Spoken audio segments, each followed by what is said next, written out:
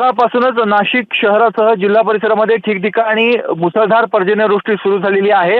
नाशिक शहरातले रस्ते देखील जलमय झालेले आहेत. दुसरीकडे आपण त्र्यंबकेश्वर परिसर, त्र्यंबकेश्वर तालुका बघतो, तिथेही रस्ते जलमय झालेले आहे आणि महामार्गावर ही दृश्य आपण बघतोय. गोंदे फाटा परिसरामध्ये प्रचंड अशी वाहतूक कोंडी आपल्याला रस्त्यावर वाहनांच्या रांगाच रांगा लागलेल्या आहेत. याच रस्त्यावर पाणी देखील मोठ्या प्रमाणावर साचलेलं आहे. रस्ते हे जलमय झाल्याचं या दृश्यांमधून आपल्याला बघायला मिळते आणि त्यातून खड्डे आणि काही ठिकाणी रस्त्याची कामं देखील चालू आहे. त्यामुळे या वाहतूक कोंडीचा सामना जे प्रवासी आहेत त्यांना करावा लागतोय. नाशिक मुंबई महामार्ग हा दरवेळेस पावसाळ्यामध्ये चर्चेचा विषय ठरतो, कारण अनेक ठिकाणी रस्त्यावर खड्डे असतात आणि वाहतूक कोंडी होते.